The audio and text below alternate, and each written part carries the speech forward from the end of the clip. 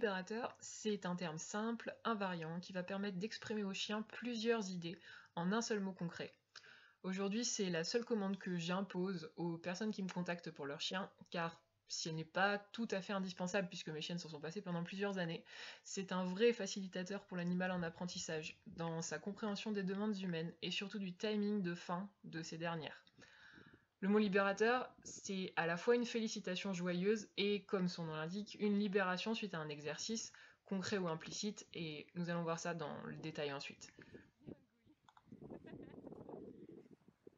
En fait, il exprime d'abord « c'est super ça mon chien », c'est la partie félicitation. Ensuite que l'exercice est terminé, et enfin que le chien est libre d'aller faire ce qu'il veut à présent. On a donc bien les deux valeurs dans le même terme, félicitation et libération. Ce mot peut par exemple intervenir pour clore une simple demande de assis, c'est-à-dire qu'en l'entendant, le chien a le choix de quitter la position ou d'y rester. En fonction du contexte, il peut trouver plus intéressant de rester dans la position pour tenter de grappiller une dernière récompense par exemple, ou bien de partir. C'est le choix qu'a fait Nag sur la vidéo, trouvant à cet instant plus profitable pour elle de retourner au trou, commencé un peu plus tôt. C'est sûrement mieux si pour vous, il contient tout ou partie des sens évoqués plus tôt. Beaucoup d'éducateurs en positif prennent OK pour cette raison, j'imagine, car on sent à la fois la validation et la libération dans le terme. Cependant, un anglophone ne devrait pas choisir ce terme, parce qu'il pourrait le dire à longueur de journée au détour de n'importe quelle conversation. Et le mot libérateur devrait rester assez rare dans le langage pour que le chien sache vraiment quand on s'adresse à lui. Je vous conseille d'abord d'éviter les vocables de félicitations, tels que c'est bien.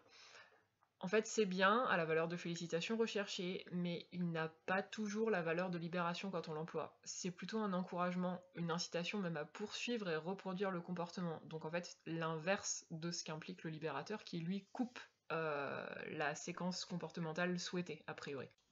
Dans cet exemple avec Parfait au portail, c'est le c'est bien de son humaine qui va le déclencher et le faire partir en amont alors qu'il tenait à peine face à l'excitation, au lieu d'attendre le hockey. Pareil ici avec Brony, dont on attend la concentration sur son groupe pour me l'envoyer. On lui dit c'est bien, il a la friandise, et du coup il choisit de s'en aller alors qu'on lui a pas donné l'autorisation. Finalement, on va autoriser Brony à venir me dire bonjour à partir du moment où on aura dit ok.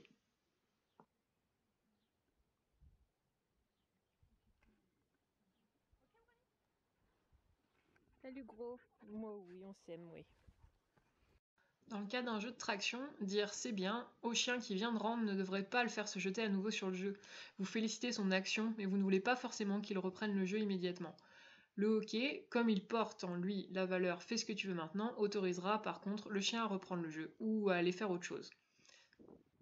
En bref, c'est bien et tous les autres mots de félicitations qui vous viennent naturellement ne devraient pas indiquer qu'une action est terminée, au risque de ne plus pouvoir féliciter les étapes intermédiaires qui ne libèrent pas pour autant le chien.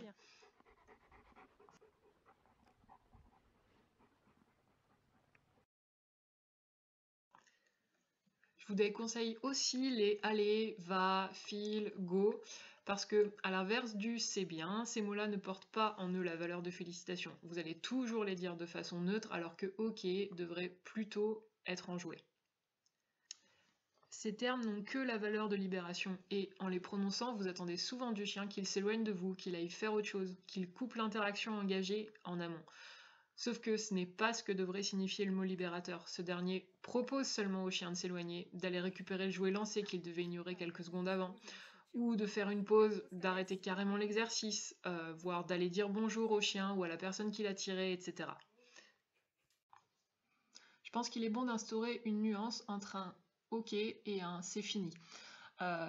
Derrière le c'est fini, il n'y a pas la même notion de choix que dans le ok. Si par exemple je dis ok à un chien alors que je tiens le jouet, il a la possibilité de le prendre ou de faire autre chose. Si je dis c'est fini en tenant ce même jouet, normalement je vais ranger le jouet, donc mon chien n'aura plus accès au jouet, et il faut qu'il puisse faire la différence. Voilà pourquoi un choix de mot neutre peut être envisagé, si vous décidez que poussin aura pour vous et votre chien la valeur de récompense et de libération, que vous l'enseignez ainsi, bah pourquoi pas.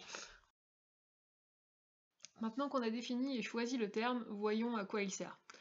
Très logiquement, à féliciter en autorisant le chien à avoir accès à ce qu'il souhaitait. Ça peut être de la nourriture, un jouet, une personne, un chien, ou simplement même la liberté. Ici, on valide et félicite l'attente volontaire de Parfait alors que le portail s'ouvre, tout en l'autorisant à me rejoindre sur le terrain. Encore une fois, s'il en a envie. Si à ce moment-là Parfait avait décidé de rester en arrière pour renifler une odeur, il aurait eu le droit. C'est également valable pour réguler les interactions entre congénères. Tant que vous n'avez pas dit à votre chien le mot libérateur, il est censé rester avec vous, se concentrer sur vous, et il a le choix d'aller au contact à partir du moment où on l'a entendu, comme vient de faire Pepsi. On a attendu sa concentration, il est revenu, du coup on lui a dit que c'était bon, et il a pu aller voir Nag. J'en profite pour ajouter que c'est à la fois un bon exercice d'autocontrôle et très sécurisant d'avoir un chien qui est capable de ne pas se précipiter en avant à chaque fois qu'une porte s'ouvre, que ce soit celle de la maison ou bien de la voiture, voire du coffre. Pampa, viens.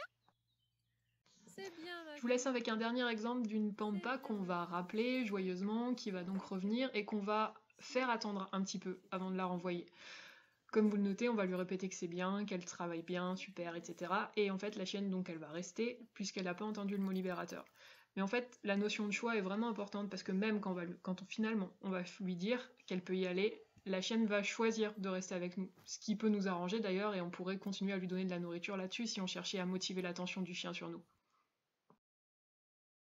Bref, vous l'aurez compris, le mot libérateur s'adapte à toutes les situations. Dès que vous entamez un exercice, commandé ou pas d'ailleurs, cela implique de le faire se terminer également. Et c'est ce à quoi servira votre mot, qui sera souvent accompagné d'une récompense alimentaire ou de jeu. Finalement, le mot libérateur permet d'être toujours plus cohérent avec son chien, vis-à-vis de ce que vous attendez de lui et surtout pendant combien de temps.